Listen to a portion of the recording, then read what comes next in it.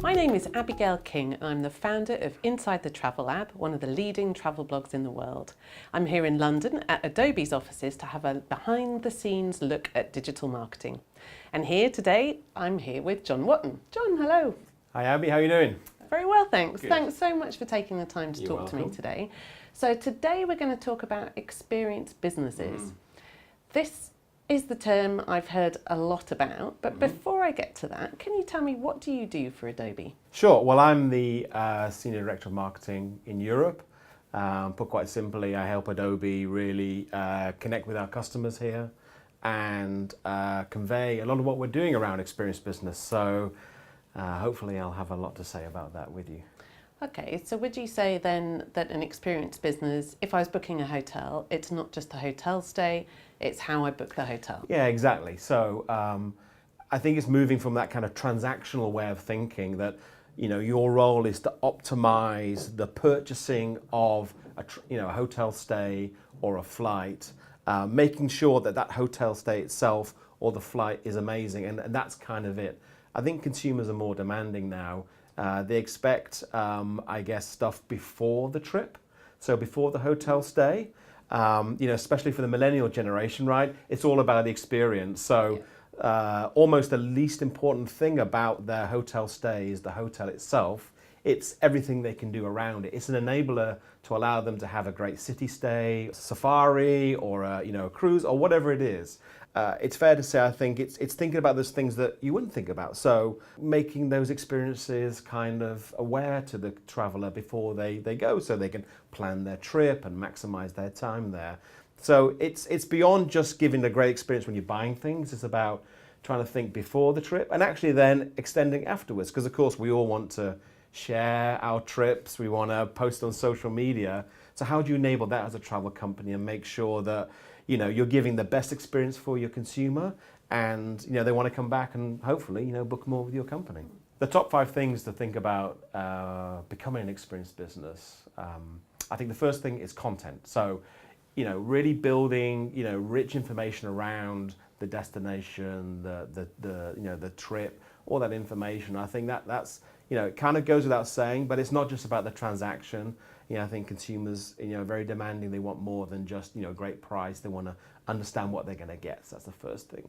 I think the second thing behind the scenes is, you can only do this if you have great data, right? So you need to get, a good view of the customer. And most brands that we talk with in the travel industry are trying to get that sort of single customer view, so that they can, better understand the customer.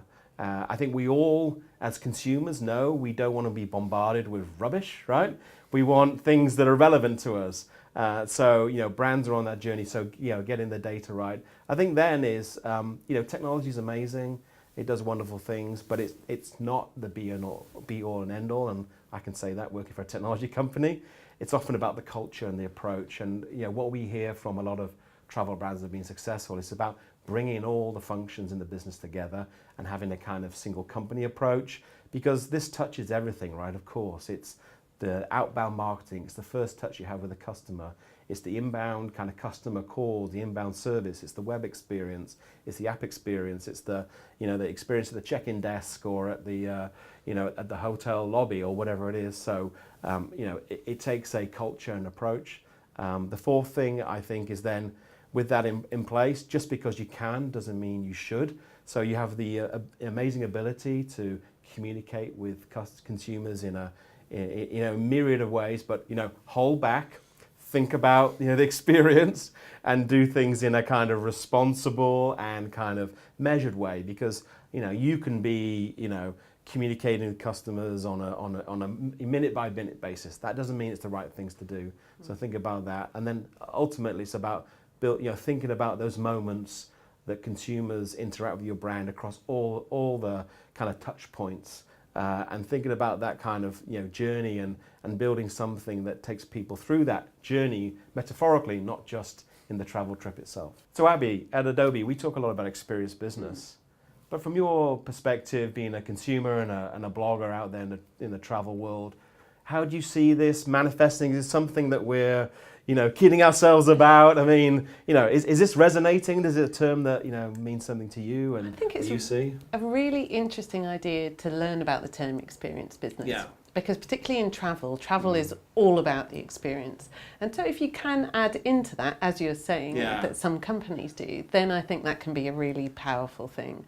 I think it is something that a lot of companies forget, particularly a lot of airlines, I suppose, that there is an entire experience. I had a baby just over a year ago, and the first flight flying as a family was quite a daunting thing, even though I've taken hundreds and probably thousands now of flights. Yeah. But that first time, I had a really good experience. But the experience side of it, which was from the get-go, I think they even sent an email when I booked it saying, some people find this worrying flying with children, but don't worry, it doesn't need to be. This is what we've got on hand for you. Yeah. And actually they did follow that through with all the staff at check-in and on the flight. Yeah. People came to us especially and said, is this your first time flying with a child? And this is how we'll help you. This is what to watch out for. I thought that was a really good use and something that I wish more I feel there's a gap that other companies could really work on that kind of experience. And often, I mean, we talk about data underpinning a great experience. So I guess in that instance, they had some simple data about you that they could use, right? So it kind of matches up. And as a traveler yourself, how important is, the kind of before the trip versus on the trip? Because an airline, right? So you're on the plane and they look after you well, and that's great. But there they were trying to do something ahead of time, and maybe they looked back afterwards and said, did you have a great trip and all that kind of stuff. Do you think that's becoming more and more important to travelers now and to consumers, that kind of pre-trip thing? Is that?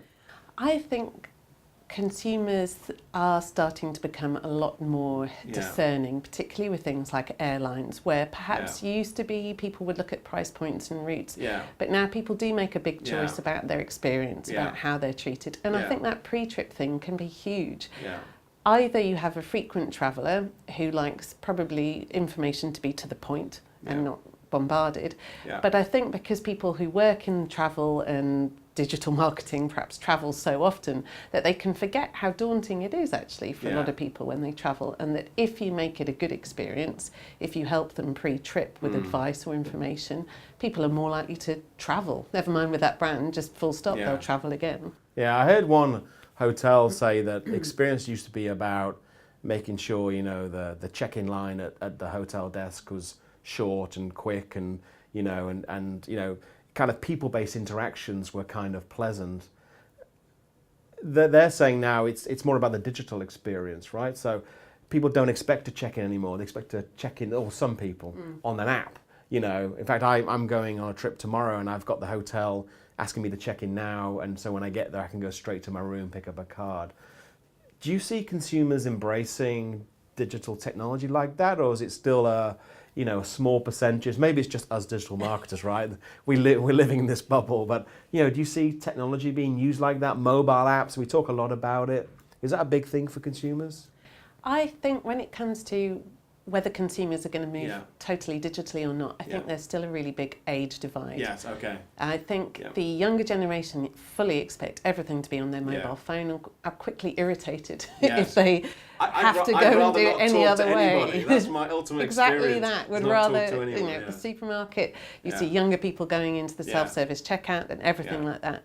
And then you have a look at, my parents' generation still, even at this decades into the digital revolution, still much prefer speaking to somebody. And that's the same with airlines, hotels, things like that. So I think the challenge for today's company is to remember that there are different points, that you still need to be able to react the old-fashioned way and move digitally and be on that phone or the watch or the glasses, whatever. And I think the trick is really to get that human element into digital, and that's what we're all striving to do, because I think, it's been the belief that this is like a never-ending march to kind of dehumanized experiences, right? Actually, I think technology can do a lot of things, like your travel experience with your newborn. They use data then to actually make it a much more human experience, because they knew about you and they inform the staff and so on. So Do you see that? I mean, are you hopeful for technology in travel? Do you see it as a humanizing thing or a dehumanizing thing? I'm always very optimistic about Good. everything, but particularly about the use of digital media in travel. Yeah. There is potential for things to go wrong, but there is the potential for things to go very well. And I think you're absolutely right that the human component is critical to that success. Yeah. I think that links in when we worry about how much personalisation is too much or is creepy, or whether it could be really useful, like the example of flying with a newborn. The human touch is really, would I be happy if this was being done to my mother, to my partner, to my child? And that's probably a test that that human touch is the test that makes things helpful and good and valuable. So you're hopeful for the future? I'm hopeful, with a bit of cynicism thrown in. Come on. For suspicion. Thank you so much for talking to me today. That was really interesting and I learnt a lot of new things. Thank you. And thank you very much for tuning in and watching today. And just remember, this is one of a 6-part series. You can find the rest at Adobe's digital marketing blog Europe at blogs.adobe.com/digital Europe. Thanks for joining us.